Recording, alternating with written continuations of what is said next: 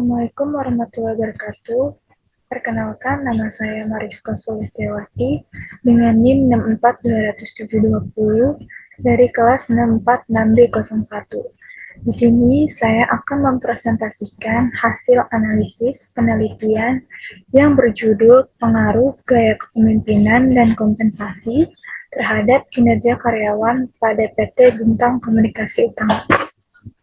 Baik, selanjutnya saya akan jelaskan mengenai Baik, di sini saya akan menjelaskan tentang latar belakang.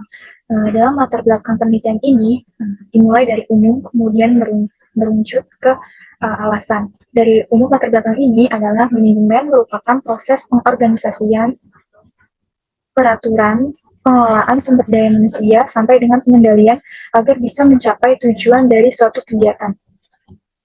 Kemudian di sini juga ada mengenai faktor yang mempengaruhi si Y, di mana Y merupakan kinerja karyawan, yaitu perusahaan harus bisa meningkatkan kinerja pegawai. Keberadaan pegawai dalam perusahaan sangat memiliki peranan yang sangat penting agar target perusahaan yang diharapkan tercapai, dan mempengaruhi kinerja karyawan melalui peran gaya kepemimpinan yang komunikatif dan pemberian kompensasi yang layak. Kemudian ada kasus. Dalam penelitian ini memiliki kasus di mana karyawan yang tidak mendapatkan kompensasi sesuai dengan kinerja yang dia berikan, sehingga menghambat pekerjaan, serta gaya kepemimpinan yang tidak membuat nyaman karyawan sehingga tidak optimal dalam bekerja. Dan di sini juga ada tentang ideal. Apa idealnya? Yaitu penelitian tersebut dimulai dengan melakukan survei kepada karyawan yang dipilih sebagai sampel. Survei ini mencakup pernyataan-pernyataan tentang gaya kepemimpinan yang diterapkan oleh atasan mereka, tingkat kompensasi yang mereka terima, dan tingkat kepuasan mereka terhadap kinerja mereka. Kemudian, alasan melakukan penelitian ini adalah untuk memahami atau mengetahui permasalahan dan mendapatkan solusi dari permasalahan tersebut. Apakah kedua variabel, yaitu gaya kepemimpinan dan juga kompensasi, menjadi pengaruh terhadap kinerja karyawan di dalam perusahaan PT Bintang Komunikasi Utama. Nah, di sini ada tentang rumusan masalah dan tujuan masalah.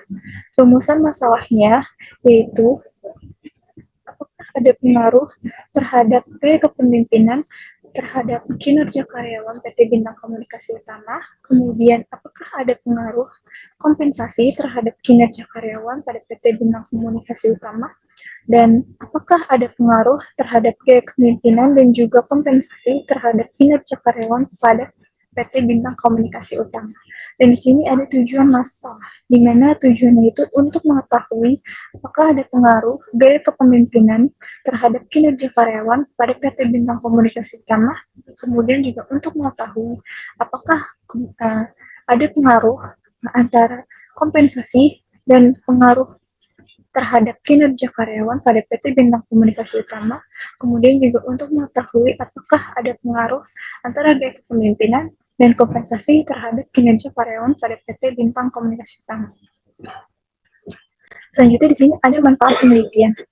Terdapat 3 manfaat, yaitu bagi peneliti, bagi perusahaan, dan bagi peneliti selanjutnya. Untuk bagi peneliti, bermanfaat untuk pengembangan ilmu, pengetahuan, meningkatkan pemahaman dan memberikan informasi, serta pengetahuan yang dibutuhkan untuk memecahkan masalah dan membuat keputusan. Kemudian untuk manfaat bagi perusahaan, yaitu untuk membantu pihak manajemen perusahaan dalam meningkatkan pengendalian internal perusahaan terhadap siklus pendapatan, serta memberikan masukan atau rekomendasi kepada pihak manajemen terhadap pengendalian internal yang sudah diterapkan. Kemudian ada bagi peneliti selanjutnya. Bermanfaat untuk penelitian ini diharapkan dapat menambah ilmu pengetahuan untuk peneliti-peneliti lainnya yang akan meneliti dengan variabel yang sama. Dan selanjutnya di sini ada pengertian tentang gaya kepemimpinan. Apa sih itu gaya kepemimpinan? Gaya kepemimpinan adalah cara pemimpin dalam mengarahkan atau mengaruhi orang lain untuk melakukan suatu pekerjaan demi mencapai suatu tujuan tertentu. Dalam bisnis, seseorang ini harus menjadi pemimpin. Yaitu pemimpin itu bisa diartikan sebagai kapten dan mengarahkan arah bisnis yang dijalankan.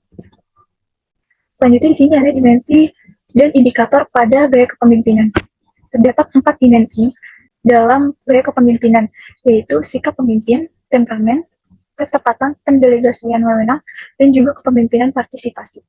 Untuk sikap pemimpin, terdapat 6 indikator, yaitu tindakan pemimpin dalam berperilaku pada lingkungan kerja, kemudian yang kedua, keberanian mengambil resiko, rasa dan percaya diri, kemudian ketiga, visioner, Kemudian yang keempat, mampu menganalisis. Kemudian yang kelima, memberikan kepeduliannya terhadap karyawan. Dan yang keenam adalah mampu disenangi oleh setiap karyawan. Kemudian untuk dimensi temperamen, ada satu indikator, yaitu dia harus tidak mudah marah dan mampu mengontrol emosionalnya. Kemudian yang ketiga ada dimensi ketepatan pendelegasian wewenang. Di situ terdapat satu indikator, yaitu memberikan wewenang dan tanggung jawab. Dan untuk dimensi kepemimpinan partisipasi, ada dua indikator, di mana banyak kesempatan bagi bawahan untuk menyampaikan saran dan pendapat. Dan juga yang kedua adalah keputusan dibuat bersama antara pimpinan dan bawahan. Nah, selanjutnya ada pengertian kompensasi. Kompensasi juga dapat diartikan sebagai pengganti atau pembayaran atas suatu hal yang telah dilakukan atau dihasilkan oleh seseorang atau suatu pihak dalam konteks bisnis atau organisasi. Kompensasi merujuk pada segala bentuk penggantian atau pembayaran yang diberikan kepada karyawan sebagai imbalan atau jasa atau kinerja mereka dalam menjalankan tugas dan tanggung jawab yang diberikan oleh perusahaan. Nah, di sini selanjutnya ada dimensi dan indikator pada variabel kompensasi. Terdapat 4 dimensi, yaitu gaji, tunjangan, imbalan sosial, dan imbalan karir. Untuk gaji, indikatornya terdapat 3, yaitu gaji yang diterima sesuai dengan kebutuhan pokok, kemudian yang kedua gaji yang diterima sesuai dengan kinerja, dan yang ketiga gaji berdasarkan golongan dan pangkat. Kemudian tunjangan. Tunjangan ada 3 indikator, yaitu pemberian asuransi kesehatan, pemberian liburan yang ditanggung perusahaan, dan juga tunjangan hari raya. Kemudian ada imbalan sosial. Indikatornya adalah 2 indikator, yaitu pujian dan persahabatan. Kemudian ada imbalan karir, di mana indikatornya ada 2 juga, yaitu pengembangan diri, peluang kenaikan pangkat. Selanjutnya, ada kinerja karyawan. Pengertian kinerja karyawan adalah hasil kerja atau performa dari seseorang karyawan dalam menjalankan tugas dan tanggung jawabnya dalam perusahaan. Yaitu kinerja karyawan dapat diukur dari seberapa baik dan efektif karyawan dalam menyelesaikan tugas-tugasnya, mencapai target yang telah ditentukan, dan memberikan kontribusi positif bagi perusahaan. Nah, di sini ada dimensi dan indikator pada kinerja karyawan. Yang pertama adalah dimensi kuantitatif pekerja. Indikatornya adalah bekerja dengan kemampuan yang dimiliki dan meningkatkan produktivitas pekerja. Kemudian ada dimensi kualitas pekerja. Indikatornya adalah peningkatan prestasi kerja dan juga penggunaan fasilitas dalam menunjang pekerjaannya. Kemudian untuk dimensi kemandirian pekerja, indikatornya adalah kemampuan dalam bekerja sama, mandiri, inisiatif, dan tanggung jawab. Kemudian ada kerjasama pekerja, di mana indikatornya adalah mampu bekerja sama dengan pihak lain ataupun sesama karyawan. Kemudian dimensi pemecahan masalah, indikatornya adalah mengukur karyawan menyelesaikan masalah yang dihadapi dalam pekerjaan. Dan dimensi kehadiran, indikatornya adalah karyawan yang hadir dan tepat waktu dalam bekerja. Dan untuk dimensi pencapaian target, itu indikatornya adalah kemampuan karyawan dalam mencapai target yang telah ditetapkan. Selanjutnya, dimensi yang terakhir adalah adaptabilitas, yaitu indikatornya kemampuan beradaptasi dalam lingkungan pekerjaan. Dari sini ada tentang hipotesis pada penelitian ini.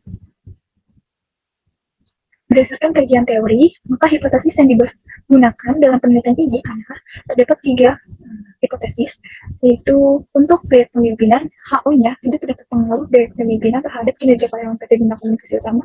Kemudian untuk K1-nya itu ada pengaruh gaya kepemimpinan terhadap kinerja karyawan PT Bintang Komunikasi Utama. Dan yang kedua itu ada tentang variabel kompensasi, di mana HO-nya itu tidak terdapat pengaruh kompensasi terhadap kinerja karyawan PT Bintang Komunikasi Utama. Dan yang H1-nya itu ada pengaruh kompensasi terhadap kinerja karyawan PT Bintang Komunikasi Utama. Kemudian yang ketiga itu variabel antara dua X1 dan X2 terhadap Y, yaitu H0-nya adalah tidak terdapat pengaruh dari kepemimpinan dan juga kompensasi terhadap kinerja karyawan PT Bintang Komunikasi Utama, dan H1-nya adalah ada pengaruh dari kepemimpinan dan kompensasi terhadap kinerja karyawan PT Bintang Komunikasi Utama. Selanjutnya di sini ada metode penelitian, yaitu yang pertama desain penelitian. Dalam penelitian ini saya menggunakan pendekatan kuantitatif, di mana pendekatan kuantitatif adalah pengukuran data kuantitatif dan statistik objektif melalui perhitungan ilmiah berasal dari sampel orang-orang atau penduduk yang diminta menjawab atas sejumlah pernyataan yang telah disurvei untuk menentukan frekuensi dan persentase tanggapan mereka. Pendekatan kuantitatif ini juga merupakan dalam penelitian menggunakan data numerik dan matematik untuk menganalisis fenomena yang diamati. Terus dalam metode kuantitatif, penelitian ini mengumpulkan data melalui pengukuran, observasi, dan eksperimen, dan kemudian dianalisis data tersebut dan menggunakan teknik statistik dan juga matematika. Kemudian selanjutnya ada populasi dan sampel. Untuk populasi, kita mengambil 44 karyawan pada PT Bina Komunikasi yang utama di bagian sumber daya manusia. Dan sampelnya adalah 40. Menentukan sampel, kita menggunakan purposive sampling, di mana rumusnya adalah N sama dengan N kecil dibagi 1 dikurang N kecil dikali E dipangkatin 2. Di mana cara perhitungannya adalah N merupakan jumlah populasi yang itu 44, kemudian dibagi 1 dikurang 44 dikali 5% dipangkatin 2. Hasilnya adalah 39,6396, kemudian dibulatkan menjadi 40, maka sampel yang diambil adalah 40. Kemudian ada definisi operational variabel. Di sini terdapat 2 variabel, yaitu variabel independen dan juga variabel dependen. Untuk variabel independen, yaitu terdapat 2 variabel, yaitu gaya kepemimpinan yang dilambangkan X1 dan kompensasi yang dilambangkan X2. Kemudian untuk dependennya adalah kinerja karyawan yang dilambangkan Y. Selanjutnya ada teknik pengumpulan.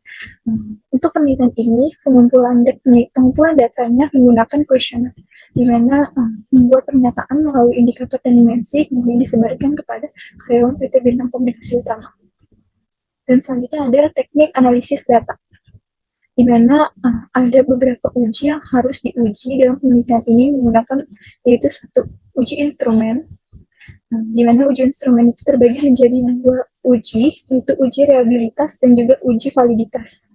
Kemudian ada uji asumsi klasik, terbagi jadi beberapa uji, yaitu ada 5 uji. Yang pertama itu multikoliniaritas, kemudian ada uji autokorelasi, kemudian ada uji linearitas, kemudian ada uji normalitas, dan yang terakhir ada uji heterokedesitas. Kemudian ada uji koefisien determinan, dan uji koefisien korelasi, dan juga uji regresi. Baik, selanjutnya adalah hasil dan pembahasan penelitian yang akan saya bahas, dan saya akan menjelaskan tentang hasil dari penelitian yang sudah saya teliti. Di sini ada metode pengolahan data menggunakan uji reliabilitas, di mana gaya kepemimpinan yang dihasilkan dari analisis data menggunakan aplikasi SPSS, yaitu untuk gaya kepemimpinannya converge alpha-nya adalah 0,923, kemudian untuk kompensasinya adalah 0,920, dan kinerjanya adalah 0,8877. Dengan keterangan setiap variabelnya adalah reliable. Mengapa demikian? Dikarenakan converge alpha-nya itu lebih besar dari 0,60, maka dinyatakan reliable. Kemudian selanjutnya adalah uji validitas pada variabel gaya kepemimpinan.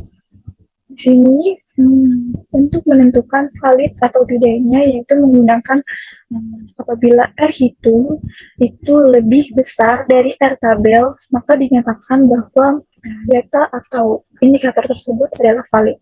Di sini tidak ada yang kurang dari R tabel tersebut. Dan untuk mencari R tabelnya menggunakan rumus, di mana rumusnya adalah DF sama dengan N dikurang 2,5%. Untuk N-nya adalah jumlah sampel, di mana sampel yang kami ambil, sampel yang saya ambil adalah 40 dikurang 2, hasilnya adalah 38,5%. Nah, 38,5% itu dilihat dari tabel R tabel yang hasilnya adalah 0,3120, sehingga perhitungnya tidak ada yang lebih kecil dari 0,3120, maka dinyatakan valid semuanya. Kemudian di sini ada uji validitas pada variabel kompensasi. Sama halnya rumusnya R tabel seperti yang tadi, yaitu N dikurang 2,5%, di mana 38 dari 5% itu pada R tabel adalah 0,3120. Sehingga data yang dihasilkan tidak ada yang kurang dari 0,3120. Maka dinyatakan valid karena persyaratannya adalah R hitung harus lebih besar dari R tabel. Kemudian ada uji validitas variabel kinerja karyawan. Di sini juga sama rumusnya N dikurang 2 0,5% untuk R tabelnya, di mana terdapat hasilnya adalah 0,3120. Kemudian hasil dari R hitungnya juga tidak ada yang lebih kecil dari 0,3120, maka dinyatakan semuanya itu valid. Kemudian di sini ada masuk dalam uji asumsi klasik. Yang pertama itu dalam uji asumsi klasik adalah uji multikolinaritas, yaitu dapat dilihat dengan menunjukkan nilai adanya multikolinaritas di mana nilai toleransinya itu lebih kecil dari 0,10 atau dengan nilai variance inflation faktornya adalah atau FIV juga harus menunjukkan nilai kurang dari 10 berdasarkan hasil tabel koefisien. Juga menunjukkan tidak ada variabel independen yang memiliki nilai toleransi kurang dari 0,10.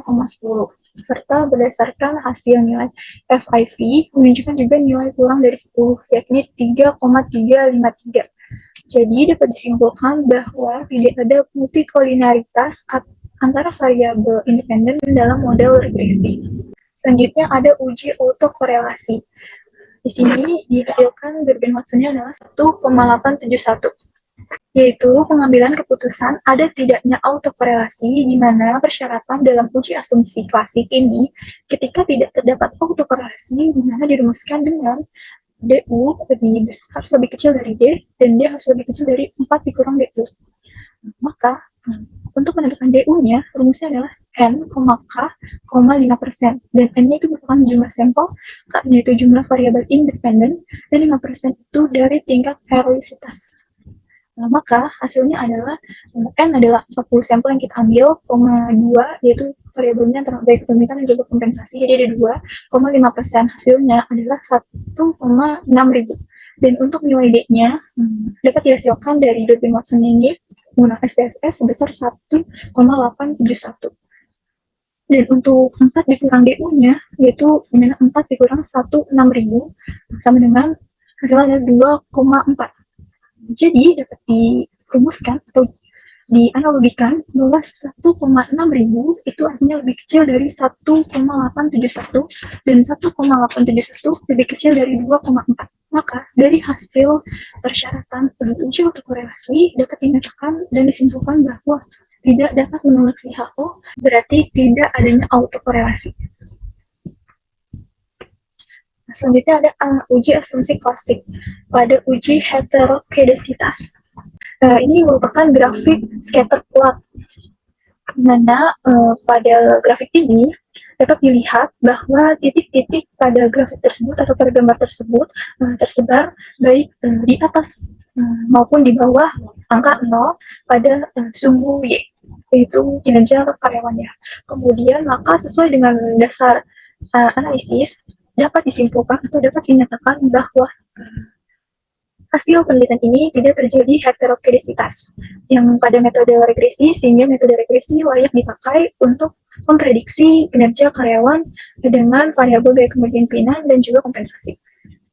Dan selanjutnya di sini ada uji asumsi klasik pada uji normalitas. Berdasarkan hasil yang sudah diolah, uji normalitas yaitu melakukan berdasarkan output on sample Kolmogorov-Smirnov. Dapat dijelaskan bahwa nilai tes statistiknya itu adalah sebesar 0,108 atau dapat dinyatakan bahwa nilai ini artinya lebih besar dari 0,05. Dan juga sedangkan si nilai ASMPP SIG 2 Tylet lebih kecil dari 0,05 atau bernilai 200D atau 0,02. Berdasarkan hasil tersebut dapat dinyatakan bahwa HU itu diterima dan menolak HA atau data residual industrinya normal. Selanjutnya di sini ada uji normalitas, ada uji asumsi klasik. Dapat dilihat grafik yang sudah diolah menggunakan aplikasi SPSS, ya kan? Disimpulkannya itu bahwa datanya itu menyebar di sekitar garis, yaitu garis yang warna biru ini menyebar di sekitar garis dan mengikuti arah garis diagonal atau garis histogram ya, menunjukkan pola distribusi normal. Maka dapat disimpulkan bahwa dia memenuhi asumsi normalitas. Nah, selanjutnya ada uji linearitas. Dari tabel model Sumergi, yaitu ini R-square-nya adalah 0,800. Untuk uji linearitas ini atau uji ini ada syaratnya, yaitu C2 hitung harus lebih besar dari C2 tabel. Maka hipotesis yang menyatakan model linearitas itu akan ditolak. Begitu sebaliknya, jika C2 hitung itu lebih kecil dari C2 tabel, maka hipotesis yang menyatakan model linearitas itu diterima. Untuk persyaratan linearitas, uji linearitas itu harus hasilnya diterima atau di mana kita bisa menghitung rumus C2 hitungnya adalah R square dikali N. Nah, R square-nya itu didapatkan 0,800 dan N-nya itu adalah jumlah sampel, di mana jumlah sampelnya adalah 40. Jadi 0,800 dikali 40 hasilnya adalah 32. Kemudian untuk nilai C2 tabelnya, rumusnya adalah N dikurang K, kemudian dikurang 1,5%. Dan untuk N-nya adalah 40, kemudian dikurang 3, kemudian dikurang 1, dan 0,5%. Untuk 40 itu sampel, dan 3 itu adalah variabel dari penelitian ini, kemudian dikurang 1 dan 5% itu adalah persentase erositas, di mana hasilnya adalah 36,5%. Dilihat dari tabel critical value of G square itu terdapat atau ada di 55,76. Kemudian, maka dapat disimpulkan atau dapat diartikan bahwa si nilai C hitung itu lebih kecil daripada C2 tabel, di mana C2 hitung itu lebih kecil dari C2 tabel, yaitu 32, maka lebih kecil dari 55,76, yang dinyatakan bahwa uji linearitas ini dapat diterima sesuai dengan persyaratan yang sudah ditentukan tadi, bahwa C2 hitung itu harus lebih kecil dari C2 tabel. Jadi hipotesis yang dinyatakan modalitasnya itu diterima. Itu ada uji koefisien determinan, di mana untuk olahan atau hasil olahan dari data yang sudah diolah menggunakan aplikasi SPSS, sig F change-nya itu adalah 0,00 dan R square-nya itu adalah 0,800, di mana dapat diartikan bahwa tabel dilihat dari tabel model summary yang dihasilkan, kemudian dapat disimpulkan bahwa terdapat pengaruh antara gaya kepemimpinan, kemudian kompensasi terhadap kinerja karyawan, yaitu pengaruh yang dapat dibuktikan dengan nilai sig F change dan R square. Maka sig F change-nya itu persyaratannya adalah 0,00 lebih kecil dari 0,05, dan untuk R square-nya adalah 0,800 atau sebesar 30%. Dan maka sig F change-nya itu dinyatakan bahwa H1-nya itu diterima. Jadi besarnya pengaruh antara X1 itu dari kepemimpinan, X2 kompensasi, dan yaitu kinerja karyawan dapat dilihat juga dari nilai X square, di mana nilai X square-nya adalah 0,800 atau bisa sebesar 20%, di mana 20% itu cara penghitungannya adalah 0,800 dikali 100%, kemudian hasil dari itu jadi terus dikurang sama 100, atau 100 dikurang hasil yang tadi, yaitu 20% hasilnya. Dan sisa dari tersebut adalah faktor lain seperti mungkin motivasi, pelatihan karyawan, keterampilan, insentif, dan yang lainnya. Selanjutnya di sini ada uji koefisien korelasi. Dari tabel correlation, dari tabel correlation di sini dapat disimpulkan bahwa terdapat hubungan antara gaya kepemimpinan, yaitu X1, kemudian kompensasi itu X2 terhadap kinerja karyawan, yaitu Y, di mana hubungan yang dilakukan dengan nilai sig 2 Taylor-nya adalah 0,00 atau dinyatakan lebih kecil dari 0,05. Kemudian maka dapat dinyatakan H1-nya diterima terhadap hubungan gaya kepemimpinan terhadap kinerja. Maka dinyatakan H1 diterima terhadap hubungan antara gaya kepemimpinan, kompensasi terhadap kinerja karyawan. Kemudian adapun besarnya hubungan antara X1, X2, dan Y, kemudian dapat dilihat dari nilai person correlation-nya, di mana total kinerja karyawan terhadap gaya kepemimpinan yaitu sebesar 0,854. Dan dalam tabel interprestasi korelasi dinyatakan hubungan ini sangat kuat. Kemudian ada juga variabel kinerja karyawan terhadap kompensasi sebesar 0,860. Dinyatakan juga dari tabel interprestasi korelasi memiliki hubungan yang sangat kuat. Kemudian di sini ada uji regresi. Dilihat dari tabel koefisien pada hasil analisis data menggunakan SPSS, maka dapat dinyatakan persamaan dari kolom koefisien adalah Y sama dengan 18,295 ditambah 0,310 terhadap X1 atau dikali X1 ditambah 0,313 dikali X2 atau terhadap X2. Baik, untuk kesimpulan dari hasil data atau hasil analisis yang sudah saya analisis menggunakan aplikasi SPSS, maka dapat disimpulkan bahwa dalam penelitian ini di mana memiliki tujuan untuk menguji dan juga menganalisis dengan judul pengaruh gaya kepemimpinan dan kompensasi terhadap kinerja karyawan PT Bintang Komunikasi Utama. Dan penelitian ini untuk dapat menghasilkan hasil dari analisis yang ada, penelitian menggunakan model analisis regresi linear berganda, di mana regresi linear berganda itu adalah model analisis yang lebih dari 2 variabel. Maka kesimpulan dari hasil penelitian ini adalah yaitu graf kepemimpinan mempengaruhi terhadap kinerja itu sangat kuat, di mana dapat dilihat dari teh hitungnya sebesar 0,854 dan teh tabelnya itu diperoleh sebesar 0,3120. Sehingga dinyatakan persyaratannya adalah 0,854 itu lebih besar dari 0,3120 dan tingkat signifikannya adalah 0,000 itu lebih besar dari 0,005. Selanjutnya, untuk kompensasi.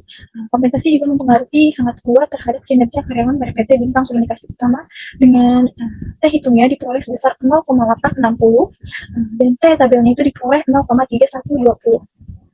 Sehingga dapat digambarkan bahwa 0,860 itu lebih besar dari 0,3120 dan terdapat tingkat juga signifikannya sebesar 0,000 itu lebih kecil dari 0,005.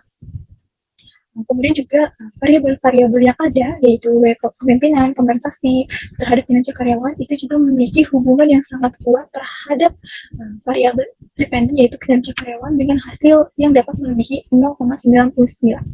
Dan untuk uji regresinya dapat dihasilkan dari persamaan yaitu Y sama dengan 18,295 ditambah 0,310 kali X1 dan X2-nya adalah 0,313. Sehingga dapat disimpulkan pada variabel Y atau kinerja karyawan diperoleh sebesar 18,295 untuk variabel X1 atau grade kepemimpinan didapatkan hasil sebesar 0,310 dan variabel X2-nya atau kompensasinya didapatkan hasil sebesar 0,313. Saran dari saya untuk PT Bintang Komunikasi Utama adalah perlu lebih memperhatikan atau meningkatkan peraturan tentang ketaatan dalam bekerja khususnya dalam jam waktu kerja dan wajib ditaati untuk seluruh karyawannya. Dan untuk kompensasi, pemberian kompensasi kepada setiap karyawannya agar karyawan pada perusahaan tersebut mampu termotivasi dan memberikan kinerjanya sesuai kemauan yang diinginkan oleh perusahaan dan perusahaan juga mencapai tujuan yang diinginkan. Dan untuk penulis selanjutnya, saran saya adalah jika ingin menguji kembali sesuai dengan tema yang sama, bisa dengan penelitian ini atau menggunakan jenis penelitian lain dengan model yang berbeda. Kemudian apabila penelitian lain atau pihak lain yang ingin melanjutkan penelitian ini dan menambahkan beberapa hal yang kurang, bisa menggunakan atau menambahkan lagi jumlah variabel dengan populasi sampel yang lebih banyak. Sekian presentasi dari saya, kurang lebihnya mohon maaf. Wassalamualaikum warahmatullahi wabarakatuh.